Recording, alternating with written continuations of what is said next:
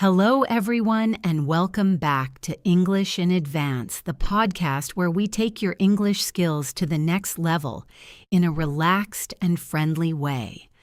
I am your host, Jessica, and I am so happy you are here with me today.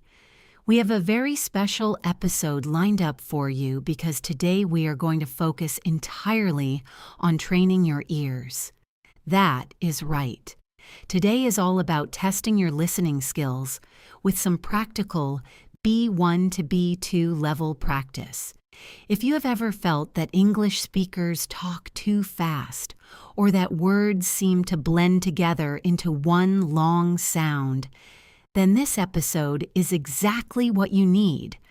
We are going to listen to some natural situations, break down the vocabulary, and really look at how English sounds in the real world, not just in textbooks. So grab a cup of tea, find a comfortable spot, and let's get started. Before we jump into our first practice session, I want to remind you how important it is to stay consistent. Learning a language is a bit like going to the gym. You cannot go once and expect to be an Olympic athlete overnight. It takes regular practice and patience. That is why I create these episodes for you. If you haven't already, please make sure to subscribe to English in Advance on your favorite podcast platform.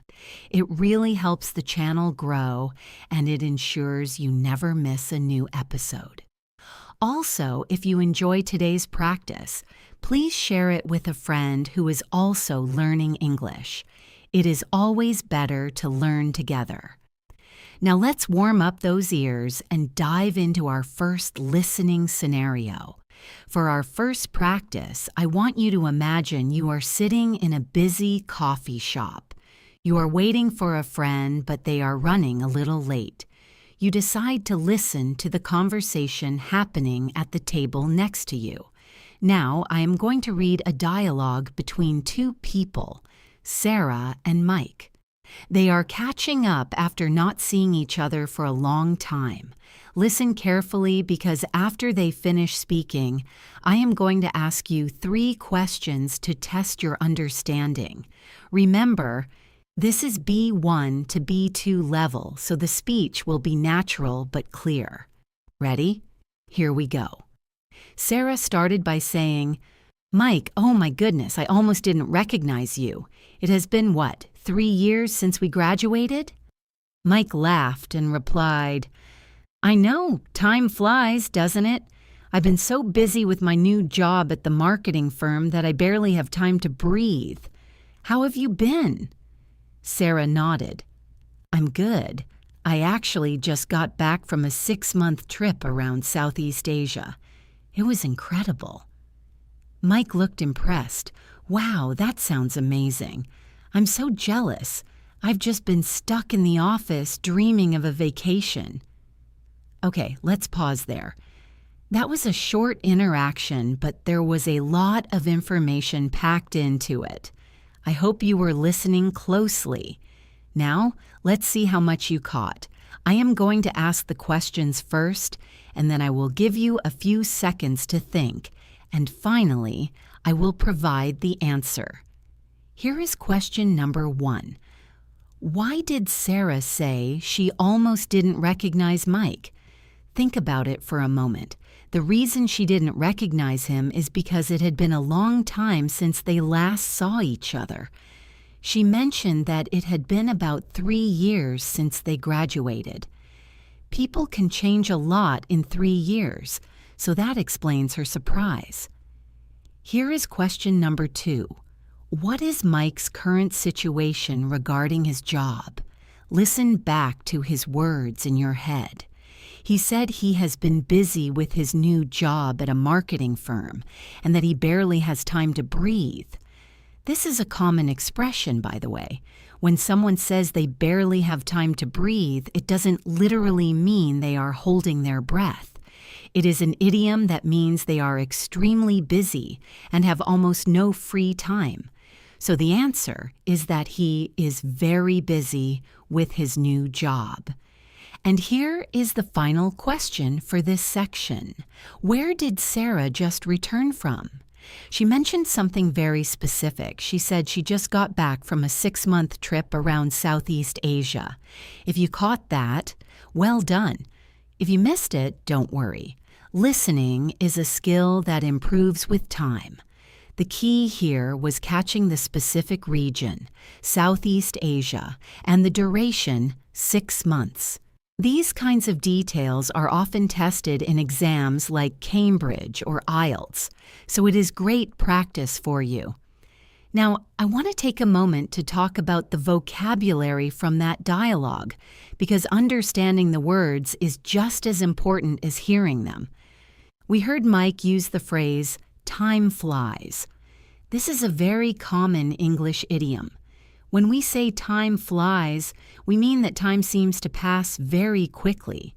It feels like just yesterday we were starting something, but suddenly years have passed. You can use this in your own conversations too. For example, you might say, I can't believe it is already December. Time flies so fast. It makes you sound much more natural and native-like. We also heard the phrasal verb catching up. In the context of the dialogue, Sarah and Mike were catching up. This means they were exchanging news about what has happened in their lives since they last met. It implies sharing stories, updates, and experiences. Phrasal verbs are a huge part of the B2 level. You really need to master them to understand natural English. Another phrasal verb I like is to run late, which I used in the introduction. If you are running late, it means you are behind schedule. You are not going to arrive at the expected time. It is a very polite way to explain why you aren't somewhere yet. You might send a text saying, "Sorry, I'm running late. Be there in 5 minutes." These little phrases are the glue that holds English conversation together. Let's move on to a slightly more challenging situation. Now that we have warmed up, I want you to practice listening for specific details within a longer story.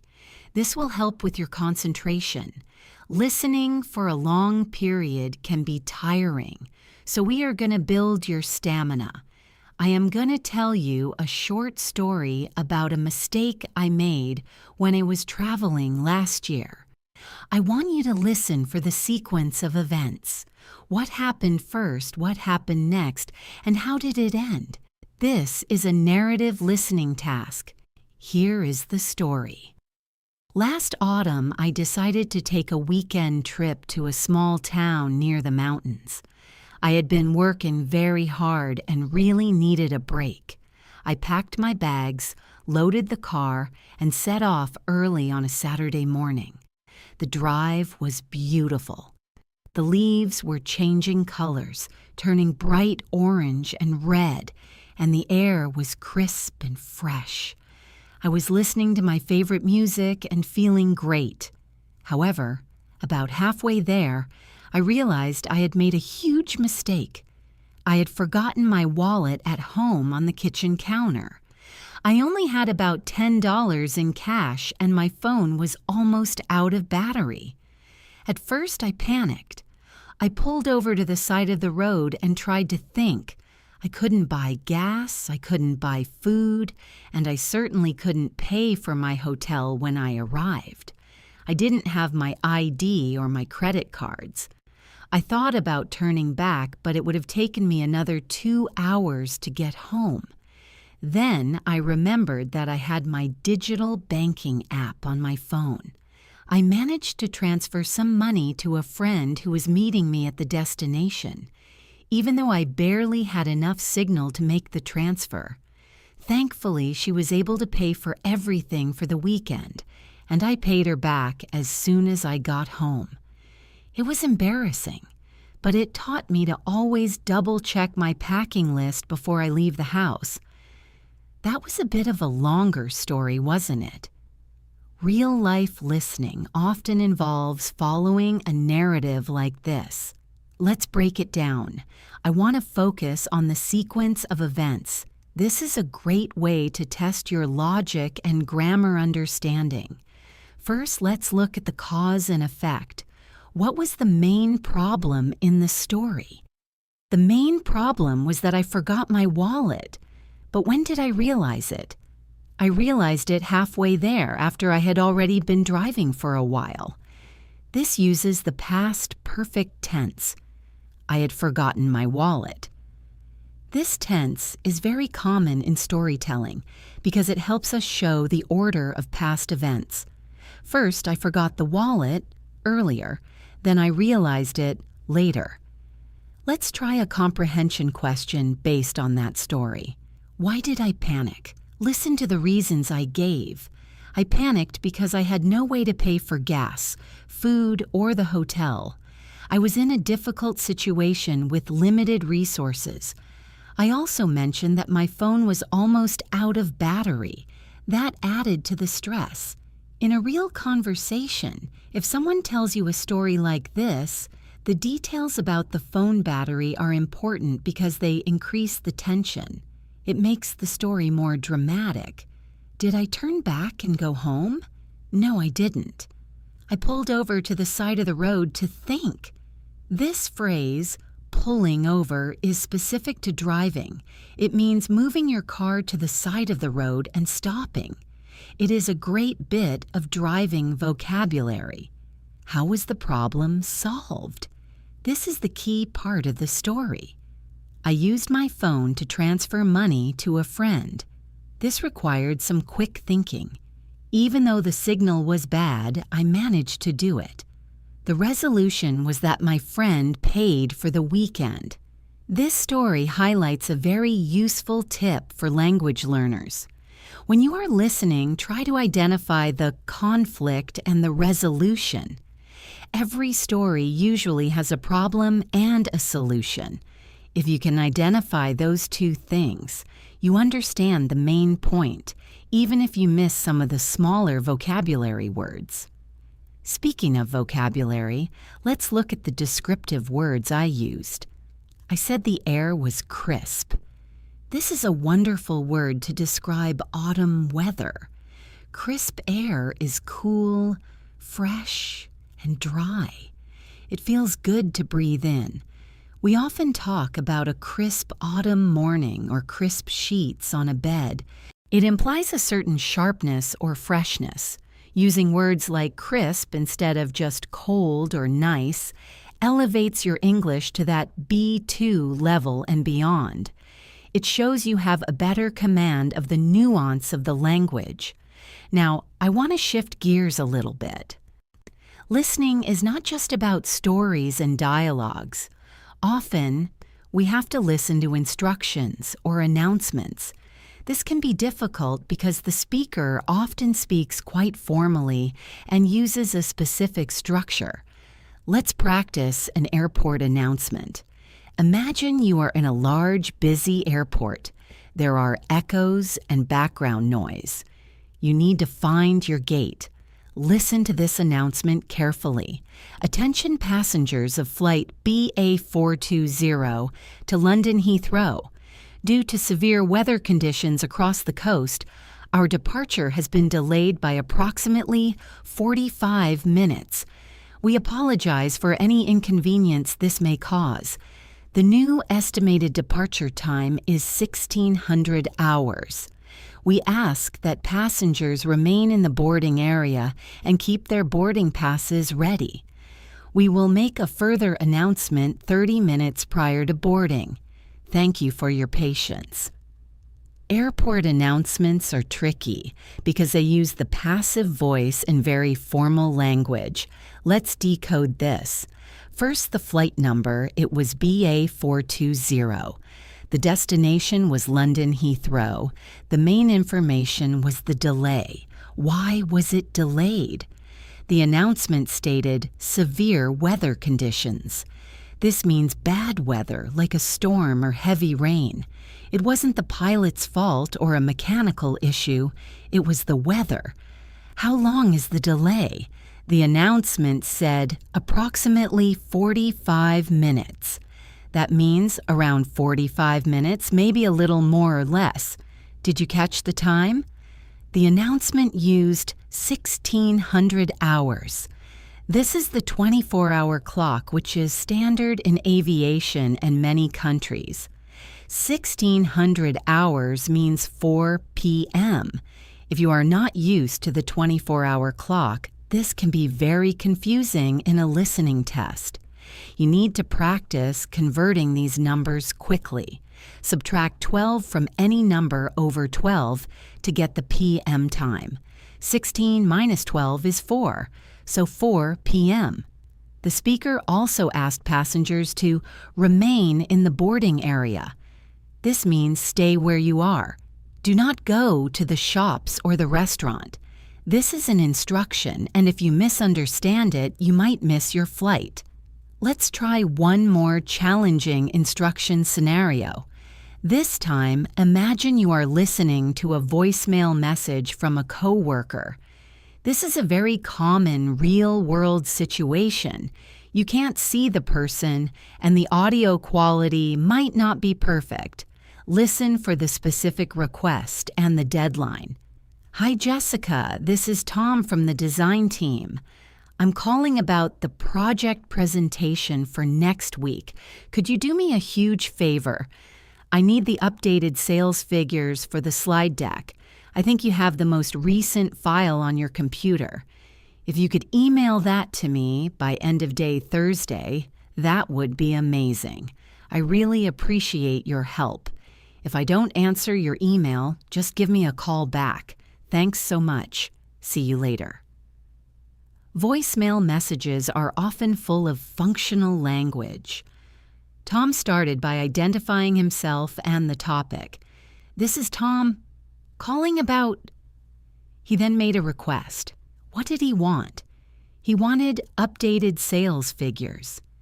This is a specific business term. He needed them for a slide deck, which is a set of slides for a presentation. The crucial part here is the deadline.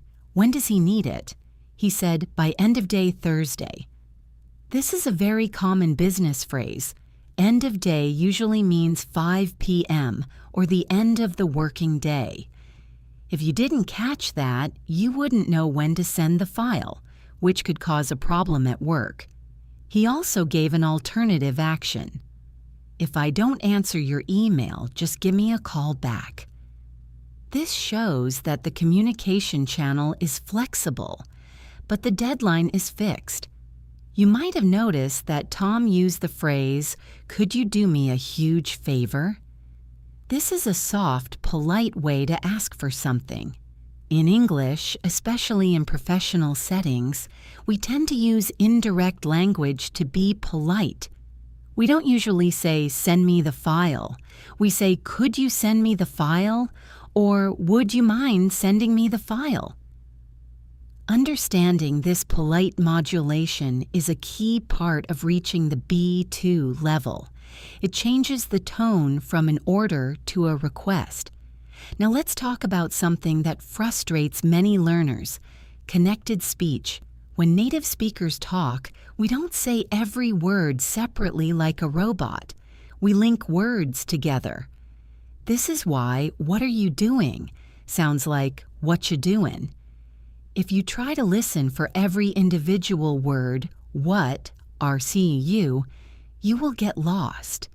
You have to train your brain to hear the sound blocks. Let's practice a few common reductions. Listen to this sentence. I am going to go to the store. A native speaker would almost never say it that clearly. Instead, you would hear, I'm going to go to the store. The words going to transform into gonna. If you are reading a transcript, it says going to, but your ear needs to hear gonna. Here's another one. Do you want to grab a coffee? This often sounds like, do you want to grab a coffee? Again, want to becomes wanna. It is not slang. It is just the natural rhythm of the language. Here's a slightly harder one. The phrase, what do you think? In fast speech, this sounds like, what do you think? the what do you blends together into one quick sound. Let's practice hearing these in a longer context. I am going to say a sentence in natural, fast speech, and then I will break it down for you. I should have gone to the party, but I was too tired. In fast speech, you will hear, I should have gone to the party, but I was too tired. The words should have reduce to shoulda. It sounds like one word. If you hear shoulda and you don't know this rule, you might wonder, what is a shoulda? But once you know it represents should have, it makes perfect sense. This is why listening practice is so vital. You can study grammar books for years, but if you don't hear how the grammar sounds in real life, you won't understand native speakers. Let's do a little test on this. I am going to say a sentence with some reductions. I want you to try to identify the full grammatical form. Ready? Did ya eat yet? That was fast. Did ya eat yet? The full form is did you eat yet? See how the did you became did ya? It is very common. If you are ever confused, look at the context. Eat gives you the clue. Someone is asking about food, so did ya must mean did you. Context is your best friend when listening. Let's move on to listening for attitude or opinion. Sometimes in a listening test or in real life, the question isn't what did they say, but how do they feel, or what do they think? This requires you to listen to intonation and choice of words. Intonation is the music of the voice. Is the voice going up? Is it going down? Is it flat? Let's listen to two different versions of the same sentence. Version 1. Oh, you got a new job, said with a falling, flat intonation. Version 2. Oh, you got a new job, said with a rising, enthusiastic intonation. In version 1, the speaker sounds unimpressed or maybe even a bit disappointed. They are just acknowledging the fact. In version 2, the speaker sounds happy and excited for you. The words are exactly the same, but the meaning is totally different. When you listen, pay attention to the emotion behind the words. Let's try a dialogue where you have to identify the speaker's attitude. Listen to this conversation between a boss and an employee. The boss says, I see you've decided to leave early again today. The employee says, yes, I finished all the reports, so I thought it would be okay. The boss says, well, it's not really about the reports, is it? It's about setting an example. How does the boss feel? Is he happy? Is he angry? Or is he concerned? The phrase, I see you've decided to, sounds a bit formal and stiff.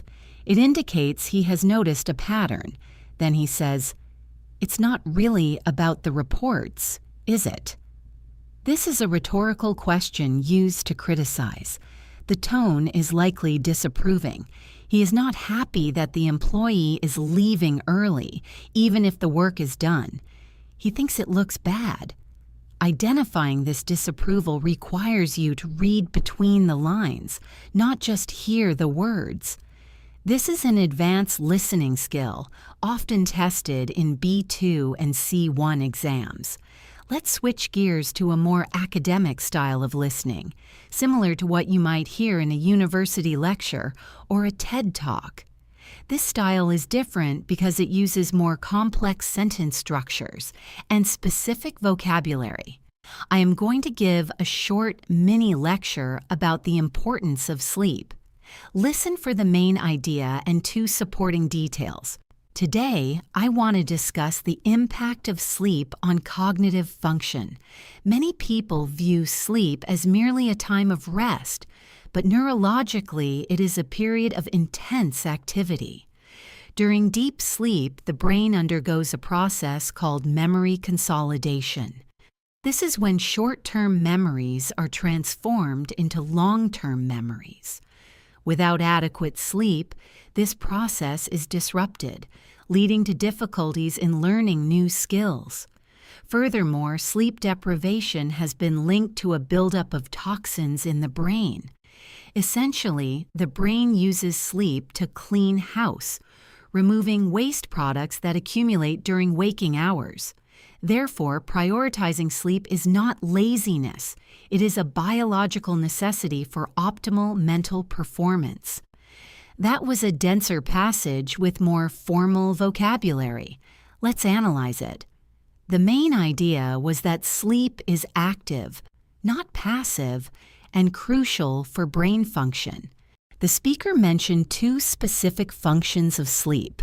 First, memory consolidation. That is a technical term. The speaker defined it immediately. Short-term memories are transformed into long-term memories. This is a key listening strategy. Listen for definitions after technical terms. Usually, a speaker will explain the difficult word right after saying it. The second function was the removal of toxins. The speaker used the metaphor clean house to explain this. Metaphors are often used in lectures to make complex ideas easier to understand. Did you hear the transition words? The speaker used furthermore. This signals that a new point is being added. Words like moreover, in addition, however, and therefore act as signposts. They tell you where the speaker is going. Therefore usually signals a conclusion. The speaker said, therefore, prioritizing sleep is not laziness. If you hear therefore, get ready for the summary or the main takeaway. Training your ear to listen for these signposts will drastically improve your comprehension of lectures and formal speeches. We've covered a lot of ground today. We've practiced casual conversation, narrative storytelling, airport announcements, voicemail instructions, connected speech, attitude recognition, and academic listening. That is a comprehensive workout for your ears. But before we finish, I want to give you one final, slightly longer challenge. This will be a story that combines many of the elements we have discussed. It will have narrative, dialogue, and descriptive language. I want you to just relax and listen. Imagine the scene in your head. Do not worry about answering questions right now. Just let the English flow over you. This is called extensive listening. It is great for fluency. Here is the final story. It was a rainy Tuesday afternoon when Elena first saw the old bookshop. She had taken a wrong turn on her way to the library and found herself on a narrow cobblestone street she'd never noticed before. The shop had a faded sign that simply read, "Books." Curious, she pushed open the heavy wooden door. A small bell chimed above her head. Inside, the air smelled of dust, old paper, and vanilla. It was quiet, the kind of quiet that feels heavy and peaceful. "Can I help you?" a voice called out. Elena jumped. She hadn't seen the old man sitting behind the counter. He was wearing a tweed jacket and round spectacles. "Oh, I was just looking," Elena replied, smiling. "I love the smell of old books." The old man chuckled. "That is the smell of history, my dear. Each book has lived a life before it came here." Elena wandered through the aisles. The shelves went all the way up to the ceiling, packed tight with hardcovers and paperbacks. She ran her fingers along the spines. Suddenly, a flash of color caught her eye. It was a bright blue notebook tucked between two massive encyclopedias. She pulled it out. It had no title on the cover. She opened it to a random page. It was a diary dated 1952. The handwriting was elegant but hurried. As she read the first line, she realized this was not just a story. It was a confession. She knew right then that she wasn't leaving without it. That was a nice way to end our practice, letting your imagination do the work. Stories are powerful tools for language learning. They engage your emotions and your visualization skills. If you understood the general idea of that story, the girl finding the secret diary, then your listening skills are developing nicely. I hope you are still wide awake and ready for more, because we are not done just yet. We have a lot more ground to cover, and I want to make sure you get the most out of this session. Learning a language is a marathon, not a sprint, and we are in this together. So let's dive right back in. We are going to shift our focus now to a very practical skill, listening to numbers and prices. This is something that catches so many English learners off guard. You might understand every single word in a sentence, but then a price comes up, and suddenly your brain freezes. Was that $15 or $50? Was it $19.90 or $90.19? Numbers can be slippery, but with a little practice, you can catch them every time. Let's start with a common situation that you will definitely face if you travel or live in an English-speaking country: checking into a hotel. Imagine you are standing at the reception desk. You are tired from your journey, maybe a bit jet-lagged, and the receptionist is speaking quickly. I am going to play the role of the receptionist. I want you to listen specifically for 3 pieces of information: the room number, the price per night, and the time for breakfast. Ready? Listen closely. Good afternoon and welcome to the Riverside Hotel. We have you booked for 3 nights in a deluxe king room. Your room number is 405, located on the 4th floor. The total for your stay comes to $347.50. Breakfast is served daily in the main lounge from 7:30 until 10 o'clock. Here is your key card. Enjoy your stay. All right, let's break that down. Did you catch the details? Numbers can be tricky because they often sound similar. Let's check the room number first. It was 405. Sometimes people say 405, using the letter O instead of 0. Both are common. If you missed it, don't worry. The key here is to separate the digits. You wouldn't say 405 for a hotel room. You would say 405. Now let's look at the price. This is where it gets a bit harder. The receptionist said $347.50. That is a long string of numbers. A good strategy for listening to prices is to listen for the 100 marker first. That anchors the number. Then listen for the tens. 47. If you confuse 13 and 30, this is where you might stumble. Remember, 30 has a flat sound and a T sound that is often pronounced like a soft D in American English, sounding like third eye. 13 has a long E sound in the middle, and the stress is on the second part, 13. So in this case, it was 47, not 14. Finally, the breakfast time. She said from 7:30 until 10 o'clock. That is a time range. If you are in a hurry, you might just hear 7:30 and miss the end time. But for a listening test or for planning your day, the end time is just as important. 10 o'clock is the deadline. If you arrive at 10:15, you might miss your coffee. Let's try another numbers challenge, but this time with a phone number. Phone numbers are unique because we usually say them in groups. I am going to leave a voicemail with a callback number. Write it down if you can, or just try to hold it in your memory. Hi, this is Dr. Peterson's office calling to confirm your appointment for next Tuesday. We have a slot open at 2:45 p.m. Please call us back to confirm at 555-0127. Thank you. Did you get that number? It was a standard 7-digit number, preceded by the area code style pattern we often use in practice, 5550127. Notice how I grouped them? 555 is a triple, then 0127 is often read as 0127 or 0127. When listening to phone numbers, listen for pauses.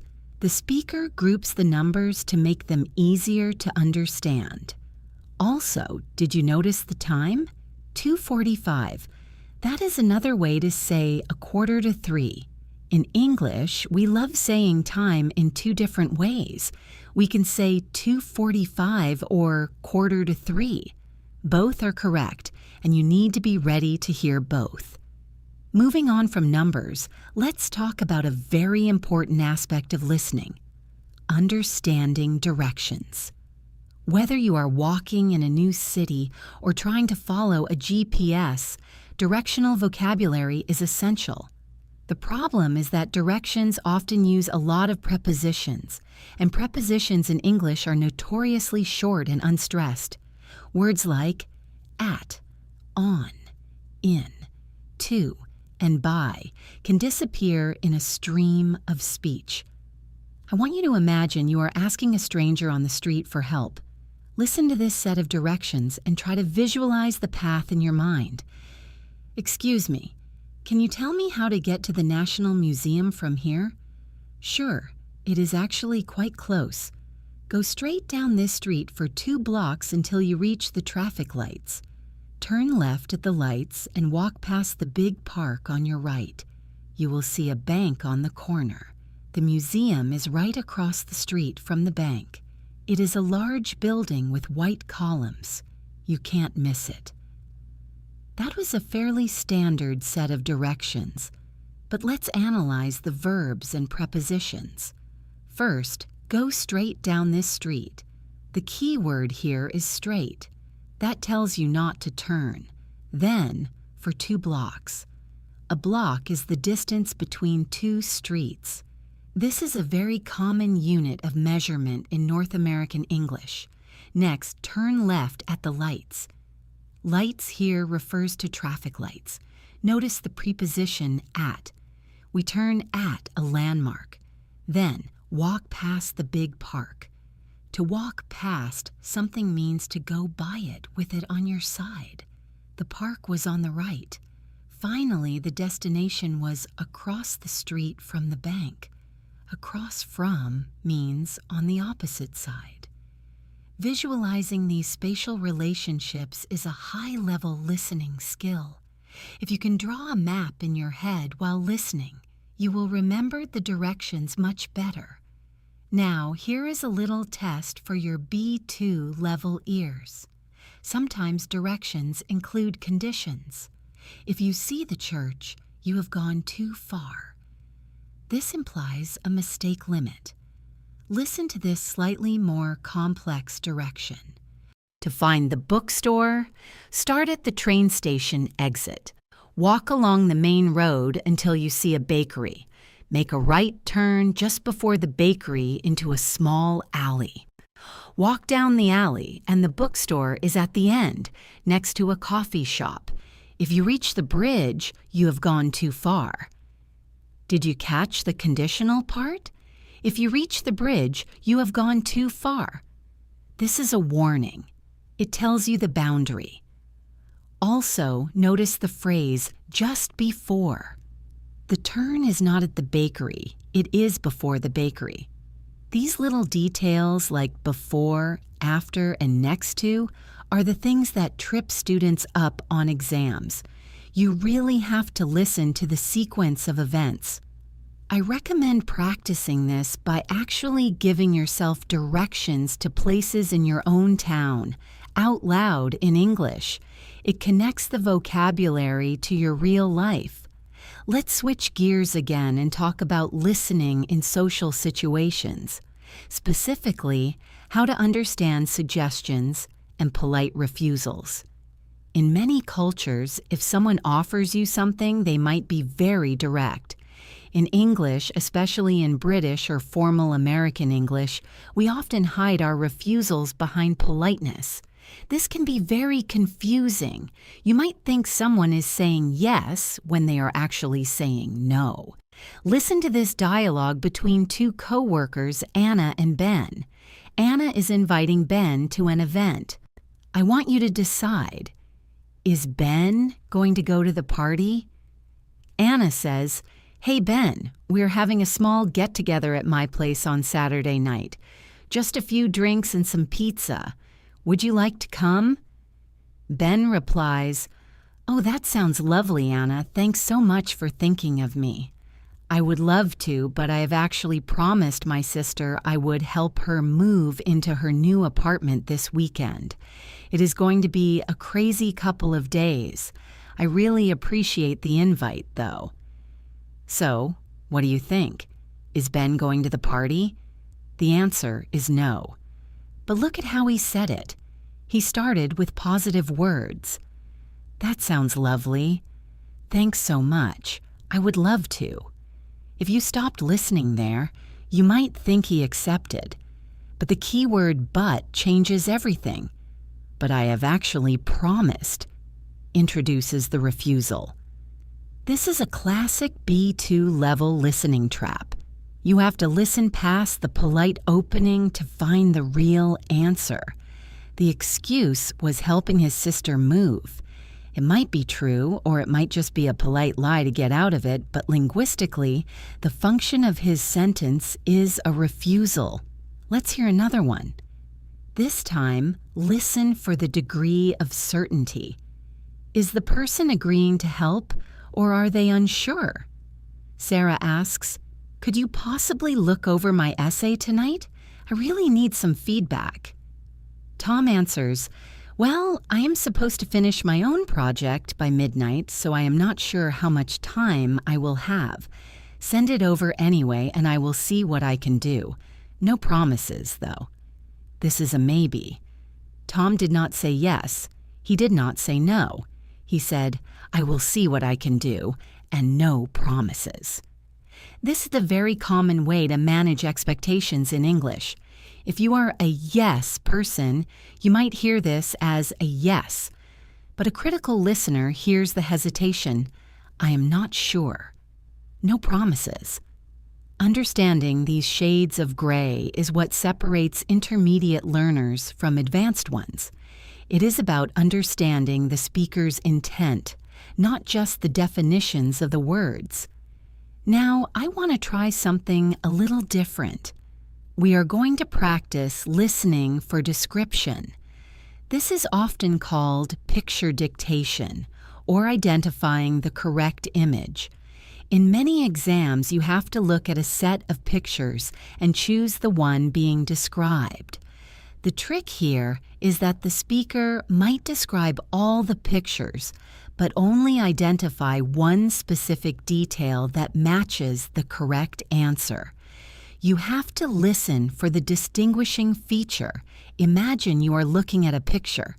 I am going to describe it to you. Try to visualize it. Then I will ask you a specific detail about it. The room is rectangular and quite spacious. The walls are painted a pale yellow, which makes it feel sunny and bright. On the left side, there's a large leather sofa facing a stone fireplace. Above the fireplace, there is a large mirror with a gold frame. On the right side of the room, there is a bookshelf filled with books, and a small reading lamp sits on top of it. In the center of the room, there is a blue rug, and a cat is sleeping on it. Okay, picture that room. Now here is a question to test your memory of the details. Where is the reading lamp located? Was it on the sofa table? Was it on the desk? No, I said a reading lamp sits on top of it. It referred to the bookshelf, so the lamp is on top of the bookshelf. This tests your ability to track pronouns. It often refers to the last noun mentioned. Bookshelf, lamp on bookshelf. Another detail, what is above the fireplace? A mirror, but specifically, a mirror with a gold frame. The color of the frame is often a detail used in exams to distinguish between similar pictures. You have to train your ears to listen for adjectives like gold, blue, pale, large. These are not just decoration. They are the key identifiers. Let's do another one, but this time with people. Listen to the description of a person. The man I saw was quite tall, maybe over 6 feet. He was wearing a dark suit with a narrow tie, so he looked very professional. He had short, curly brown hair and was wearing a pair of rimless glasses. He was carrying a black briefcase and a newspaper under his arm. He didn't have a beard or a mustache. He was clean-shaven. Now let me ask you, what was he carrying under his arm? Was it a briefcase? No, the briefcase was in his hand, implied by carrying a black briefcase. Under his arm, he had a newspaper. Also, did he have facial hair? No, he was clean-shaven. Descriptive listening requires you to process a lot of adjectives very quickly. If you hear beard, you need to instantly visualize a beard. If the speaker corrects themselves or adds a detail like clean-shaven, you have to update that image immediately. This is great brain training. We are making fantastic progress. You are doing really well sticking with me through these different exercises. It is important to expose yourself to different types of listening content. Up until now, we have heard informal chats, formal announcements, and descriptions. Now, I want to simulate a very common situation, listening to a recorded message or a menu. Have you ever called a restaurant or a cinema and had to listen to a long list of options? It can be so frustrating. Press 1 for sales, press 2 for support. It is a test of patience and listening speed. Listen to this recording for a local movie theater.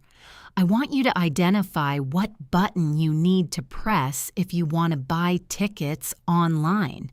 Wait, actually, let's make it simpler. Imagine this is the cinema hotline. You want to know what movies are playing today.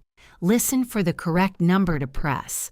Thank you for calling the Starlight Cinema. If you know the extension of the person you are calling, you may dial it at any time. For show times and ticket prices, please press 1. To speak to a customer service representative regarding refunds or exchanges, press 2. For directions to the theater, press 3.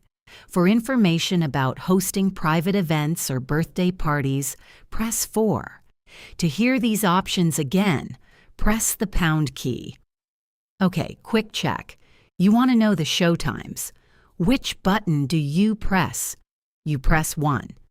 That was relatively straightforward. But let's look at the vocabulary. Show times means the times the movies start. Refunds means getting your money back. Exchanges means swapping your ticket for a different one. Pound key is the symbol that looks like a hashtag. In the UK, it is often called the hash key. If you didn't know what a refund was, you might have been confused by option 2. In a listening test, you often have to choose the correct option based on a definition. For example, the question might ask, what should you press if you want to organize a party? The answer is 4.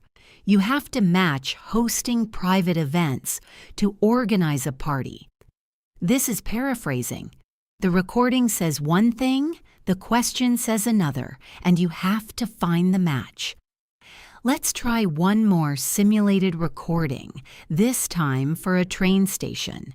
This is a bit harder because the information comes faster. Welcome to National Rail Inquiries.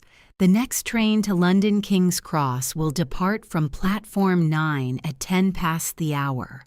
This service is the fast train, calling only at Birmingham and London. Passengers are advised that this train is running approximately 10 minutes late.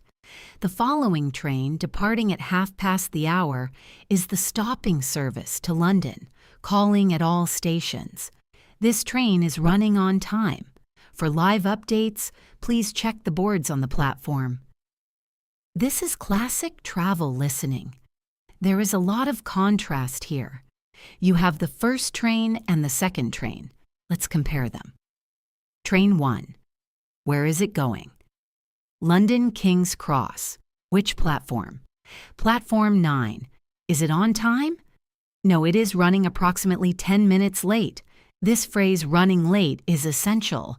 Train 2. Departing at 1:30. Is it the fast train? No, it is the stopping service. This means it stops at every station, so it takes longer, but it is running on time. So if you are in a hurry, which train should you take? It depends. Even though the first train is the fast train, it is late. The second train is on time but stops everywhere. This is the kind of logic puzzle you often find in B2 listening exams. You have to weigh the options. I want to take a moment to talk about the phrase calling at. In train announcements, they don't usually say stopping at. They say calling at. This is a specific collocations used in British transport English, calling at Birmingham and London. If you aren't familiar with this usage, you might wonder who is calling. But it just means the train stops there. It is these specific context-dependent phrases that often cause confusion. Now let's focus on something fun. Listening to opinions about controversial topics. This requires you to listen for agreement and disagreement. Sometimes people don't say, "I agree" or "I disagree." They use much subtler language. Listen to two friends, Mark and Julie, discussing a new city plan to ban cars in the city center. Try to figure out who supports the plan and who is against it. Mark says, "I really think the city council made the right decision. The air quality has been terrible for years, and this will make the center so much nicer for pedestrians. It is about time we prioritized people over cars." Julie responds, "I see your point, Mark, and I agree that the pollution is a problem, but I worry about the businesses. If people can't drive into the center, they might just go to the shopping malls outside the city instead. It could really hurt the local economy." Let's analyze their positions. Mark is clearly in favor.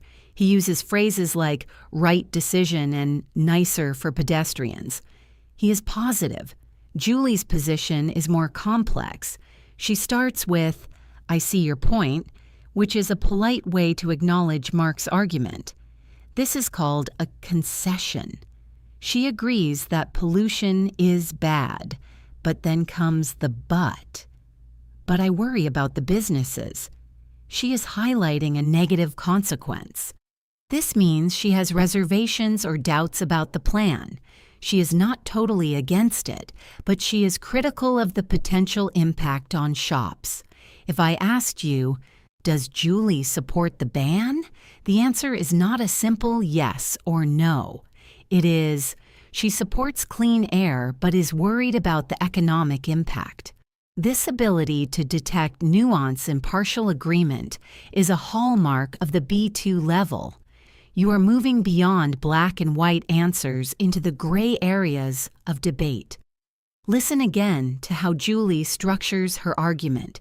She uses, "I see your point," but. This is a fantastic structure for you to use in your own speaking. "I see your point, but I think." It shows that you are listening to the other person, but have your own ideas. It is respectful and intelligent. We are getting close to the end of this extended practice session, but I have one more challenging section for you. This is called the information dump. Sometimes in a lecture or a meeting, you get a lot of facts thrown at you all at once. You have to take notes mentally or physically. I'm going to give you a short talk about the benefits of learning a second language. I will list 4 specific benefits. I want you to try to identify them. I will speak at a natural pace.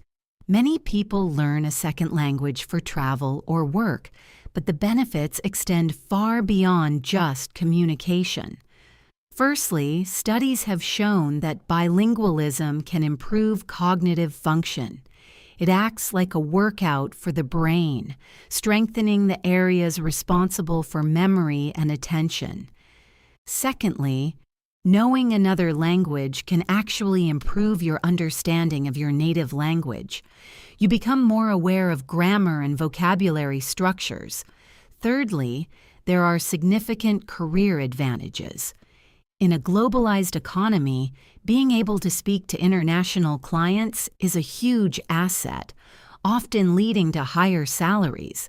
Finally, learning a language opens up cultural doors.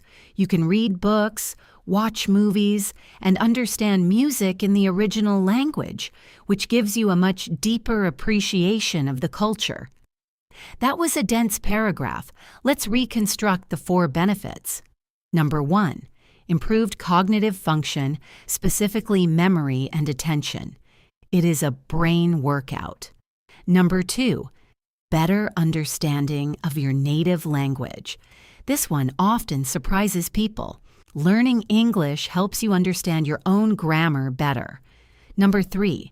Career advantages and higher salaries. This is a practical benefit. Number 4. Cultural understanding and access to media. When you listen to a list like this, watch out for listing words or sequencers. I used firstly, secondly, thirdly, and finally. These words are like traffic signals. They tell you a new point is starting. If you hear firstly, get your pen ready. If you miss a point, don't panic. Wait for secondly and try to catch the next one. Panicking will only make you miss the rest of the list. You have done an incredible job sticking with this episode. We have covered so much today. We started with casual conversation and travel stories, moved on to numbers and prices, practiced listening to directions, decoded polite refusals, analyzed visual descriptions, navigated automated phone systems, and debated opinions. We even squeezed in a mini lecture about brain benefits. Your ears must be getting a serious workout. I really encourage you to take these exercises and apply them to your daily life. When you watch a YouTube video, try to listen for the connectors like however or therefore. When you watch a movie, try to catch the numbers or the prices mentioned. When you talk to a friend in English, listen for the word but to see if they are about to change the topic or disagree with you. Active listening is the key. Don't just let the sound wash over you. Engage with it, question it, analyze it. Before we wrap up completely, I have one final listening challenge for you. It is a bit of a mystery. I'm going to read a very short puzzle. Listen to the clues and see if you can figure out the answer. A man is looking at a photograph. Someone asks him, "Whose picture are you looking at?" He replies, "Brothers and sisters I have none, but this man's father is my father's son. Who is in the photograph?" This is a classic logic riddle that relies on listening carefully to the family relationships. Let's break it down together. Brothers and sisters I have none. This means the man is an only child. Then he says, "This man's father is my father's son." Since he has no brothers, my father's son must be himself. So the sentence becomes, "This man's father is me." If the man in the photo has a father who is the speaker, then the person in the photo must be the speaker's son. It is a tricky one. It requires you to hold the information in your short-term memory and process the logic. If you figured that out, you are definitely at an advanced level of listening comprehension. We are going to keep the momentum going because there is never enough practice.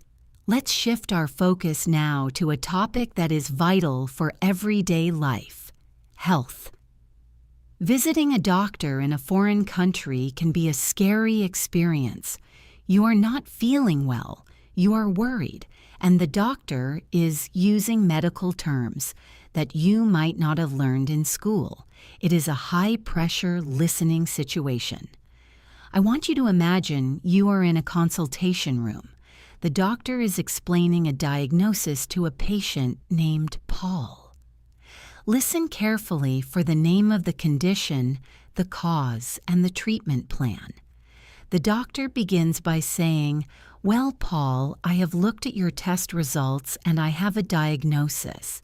It seems you are suffering from hypertension, which is simply high blood pressure. It is quite common, especially given the amount of stress you have been under at work recently. It is not an immediate emergency, but we do need to address it. I am going to prescribe a medication for you to take once a day, every morning with breakfast. More importantly, I need you to make some lifestyle changes. You need to reduce your salt intake significantly and try to get at least 30 minutes of exercise. Like walking 4 times a week, we will check your levels again in a month." That was a dense piece of audio. There was a lot of specific vocabulary there. Let's break it down. First, the diagnosis. The doctor said Paul has hypertension. That is the medical term. But did you hear how the doctor explained it? She immediately said, which is simply high blood pressure. In a listening test or in real life, doctors often give the technical term followed by the common term. If you miss the technical word, listen for the explanation. So the condition is high blood pressure. Next, the cause. What did the doctor say was a contributing factor? She mentioned the amount of stress you have been under at work recently. This connects the health issue to his lifestyle. Now, the treatment. There were 2 parts to the treatment. The first was medication. How often should he take it? The instruction was once a day, every morning with breakfast. That detail about taking it with breakfast is important because some medications must be taken with food. The second part of the treatment is often where students get lost because it involves a list of instructions. I need you to reduce salt intake and exercise. How much exercise? At least 30 minutes, 4 times a week. If you only heard 30 minutes or 4 times, you only got half the information. You need to catch the combination. Finally, when is the follow-up? In a month. This type of listening for future plans, is essential for managing your own appointments. Medical listening often involves the human body and describing pain. Let's practice that briefly. I want you to listen to a patient describing their symptoms. Try to identify 2 things: the location of the pain and the type of pain. The patient says, "Doctor, for the last 3 days I have had this terrible ache in my lower back. It is not sharp, it is more like a dull, constant pressure. It hurts the most when I try to stand up after sitting for a long time." Okay, let's analyze the adjectives. The location was lower back. The patient described the pain in 2 ways. First, they said it was not sharp. A sharp pain is sudden and intense, like a cut or a needle. Instead, they described it as a dull, constant pressure. Dull pain is the opposite of sharp. It is a low-level, throbbing discomfort. Understanding these adjectives, sharp, dull, throbbing, stinging, burning, is crucial for describing your own health issues accurately. Let's move on from health to something a bit lighter but equally practical: the weather. You might think weather reports are easy, but they are actually full of specific vocabulary, numbers, and geographic references. They also use the future tense extensively. Listen to this short weather forecast for a country with a varied climate. Try to visualize the map as I speak. Good morning. Here is the national weather forecast for the upcoming weekend. Today, the north will see heavy rain and strong winds, with temperatures dropping to a cool 12 degrees Celsius. Do not forget your umbrella if you are in the northern counties. Moving south, the central region will remain mostly cloudy, but there is a chance of some sunny spells breaking through in the afternoon. It will be much warmer here, reaching highs of around 20 degrees. Along the southern coast, it looks like a beautiful day with clear blue skies and sunshine. Perfect beach weather, with temperatures peaking at 25 degrees. However, overnight, a fog is expected to roll in from the sea, so drivers should be careful on coastal roads. Weather reports are great for practicing contrasts. We had the north, the central region, and the south. In the north, it was heavy rain and strong winds. 12 degrees, that is quite cold. In the central region, it was mostly cloudy with sunny spells.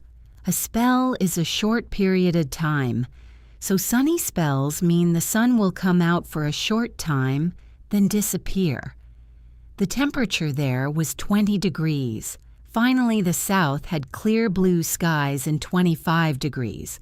But there was a warning at the end. What was it? Fog, specifically fog rolling in from the sea overnight. The phrase rolling in gives you a visual image of the fog moving slowly like a wave. This report had 3 different temperature numbers. If you are doing a listening exam, you often have to match the temperature to the region. 12 in the north, 20 in the center, 25 in the south. Now, I want to switch gears and focus on a grammar point that is often hidden in fast speech, the third conditional. This is used to talk about imaginary situations in the past, things that didn't happen. It uses the structure if plus had done, would have done. Because it is so long, native speakers swallow a lot of the words. Listen to this sentence. If I had known about the traffic, I would have left earlier. In fast speech, this sounds like, if I'd known about the traffic, I would have left earlier. Or even faster, if I'd known, I would have left. The had becomes a D sound attached to I'd. And would have becomes would have or woulda. This is incredibly common in storytelling and expressing regret. Let's listen to a short story filled with these regrets. See if you can catch the meaning. Sarah had a terrible day yesterday. First, she missed her bus. She said, "If I had woken up 10 minutes earlier, I wouldn't have missed the bus." Then she forgot her lunch. She thought, "If I had checked the fridge this morning, I would have seen my sandwich." Finally, she forgot her friend's birthday. She felt terrible and thought, "If I had written it in my calendar, I wouldn't have forgotten." Did you hear the contractions? If I'd woken up, I wouldn't have missed. This structure tells us that she did not wake up early, she did not check the fridge, and she did not write it in her calendar. The result is that she missed the bus, forgot her lunch, and forgot the birthday. Listening for the third conditional allows you to understand the reality of a situation by hearing what didn't happen. It is a sophisticated listening skill. If you can master this, you are well on your way to C1 level.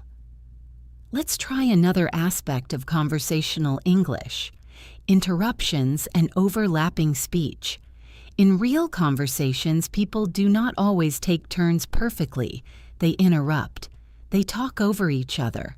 This can be chaotic for a listener. I am going to simulate a debate between 2 friends. Tom and Lisa, about where to go for dinner. Watch how they interrupt each other. Try to figure out where they finally decide to go. Tom starts, "I really think we should try that new Italian place, Marco's. I heard the pizza is—" Lisa interrupts. "Oh, come on, Tom. We had Italian last week. I am really in the mood for something spicy. Maybe Thai food? There's that new place downtown that—" Tom jumps in. "But I can't eat spicy food right now.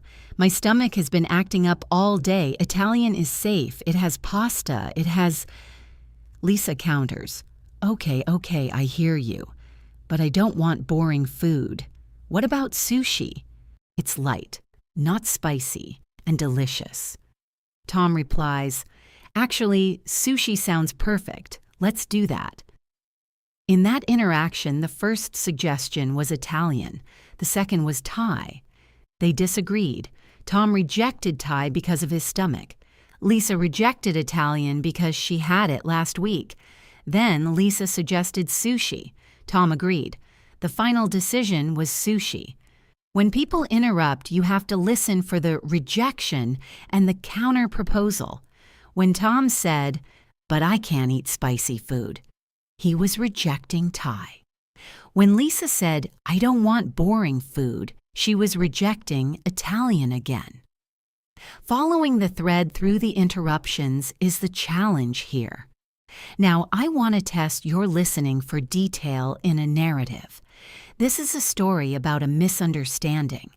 Misunderstandings are a common theme in B2 listening tests because they require you to understand two different versions of reality. Listen to what happens when a package gets delivered to the wrong house.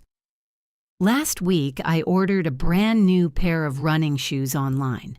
I was so excited because I had a race coming up. On Tuesday, the tracking app said, "Delivered." I went to my front porch, but there was nothing there. I checked the garage, the back door, nothing. I was furious. I called the delivery company and complained. The driver insisted he had left it on the porch. I thought he was lying. I was about to demand a refund when my neighbor from across the street, Mrs. Higgins, walked over. She was holding a large box. She said, "I think this is yours. The driver left it on my porch by mistake. It happens all the time because our house numbers are faded." This story relies on a twist. For the first half, the narrator thinks the driver is at fault. The key phrase is, "The driver insisted he had left it." The narrator thought he was lying, but then Mrs. Higgins appears. Her dialogue explains the reality. The driver wasn't lying. He just made a visual mistake because the house numbers were faded. The resolution of the story depends on understanding why the mistake happened. If you miss the detail about the faded numbers, the ending wouldn't make sense. This trains you to listen for the final piece of the puzzle that explains the conflict. Let's talk about listening to instructions for physical tasks. This is often called a process description. You might hear this in a cooking show, a DIY tutorial, or a workplace safety briefing. The language is usually very direct and full of imperative verbs like turn, press, lift, and mix. Listen to these instructions for assembling a piece of furniture. Try to visualize the steps. First, take the wooden panel labeled A and place it flat on the floor with the holes facing upwards. Next, take the 4 long screws and insert them into the pre-drilled holes. Do not tighten them all the way yet, just get them started. Then, take panel B and align it with the top edge of panel A. You will need to hold panel B steady while you use the Allen key to tighten the screws. Make sure the screws are tight so there is no wobble. Finally, flip the unit over and attach the legs to the bottom corners. Process descriptions often use sequencing words. First, next, then. Finally, these are your signposts. In this example, there was a warning. Do not tighten them all the way yet. This is a crucial negative instruction. If you miss the word not, you will make a mistake. Also, there was a condition. Make sure the screws are tight so there is no wobble. Listening for these safety warnings or specific constraints is vital. I want to touch on something called hedging. Native speakers often use words to soften their statements so they don't sound too aggressive or absolute. Instead of saying, "it is hot," they might say, "it is a bit hot," or "it is rather hot." Instead of saying, "you are wrong," they might say, "I think you might be mistaken." This language of vagueness or probability can be tricky. Listen to this university professor giving feedback to a student. Does the professor like the essay or not? Your essay is certainly well researched, and you have clearly spent a lot of time on the bibliography. However, I would suggest that your argument could be a little clearer in the third paragraph. It seems like you might have jumped to a conclusion without enough evidence. Overall, it is a solid effort, but there is room for improvement. Did you notice the soft language? I would suggest that. This is a polite way of giving criticism. Your argument could be a little clearer. A little minimizes the criticism. It seems like this avoids saying, "you did this." The professor thinks the essay has potential, but needs work. If you only heard the positive parts, well-researched, solid effort, you might think the essay was perfect. But the however and the phrases could be and room for improvement signal the true assessment. This is subtle, high-level listening. We are getting towards the end of this intensive session. I have one final, longer narrative for you. This is designed to test your endurance. Sometimes, in exams like IELTS or TOEFL, you have to listen to a monologue for several minutes. It is easy to lose focus. This story is about a historical event, specifically the discovery of a lost city. I want you to listen for the year, the name of the explorer, and the reason the city was lost. In 1911, an American historian named Hiram Bingham was trekking through the mountains of Peru. He was actually looking for a different city, a lost Incan capital. Local farmers told him about some ruins on a nearby peak. Bingham decided to investigate. As he climbed higher, the clouds parted, and he saw the magnificent stone walls of what we now know as Machu Picchu. It was hidden from the Spanish conquistadors for centuries, which is why it remained so well preserved. The reason it was lost was simply because the jungle grew over it, hiding it from view. Bingham didn't discover it in the sense that no one knew it was there. The locals knew, but he was the one who brought it to the attention of the scientific world. His discovery changed our understanding of the Incan Empire. That is a fascinating piece of history, but it also contains specific facts. The year was 1911. The explorer was Hiram Bingham. Why was the city lost? Because the jungle grew over it. The story also clarifies a common misconception. It says Bingham didn't discover it because the locals knew about it. He brought it to the attention of the scientific world. This distinction is often the subject of listening comprehension questions. Understanding the nuance of bringing to attention versus discovering requires careful listening. As we wrap up this massive practice session, I want to give you a final thought on how to practice on your own. One of the best exercises you can do is something called shadowing. You listen to a recording of a native speaker, and you try to speak along with them at the same time. You become their shadow. This forces your brain to process the sound instantly and helps you reproduce the rhythm and intonation. Try it with one of the paragraphs from today's episode. Pause the audio, repeat the sentence exactly as I said it, and then try to say it along with me. It is difficult at first, but it works wonders for your listening and speaking connection. You have been absolutely fantastic today. Listening for this long is a mental marathon. I am so proud of the effort you are putting into your English. We covered so much: medical vocabulary, weather forecasts, advanced grammar with the third conditional, conversations with interruptions, instructions, polite feedback, and a historical narrative. That is a complete B1 to B2 curriculum all in one session. If you found this helpful, please remember that consistency is key. Try to listen to a little bit of English every single day. Even 10 minutes while you are washing the dishes or on the bus makes a difference.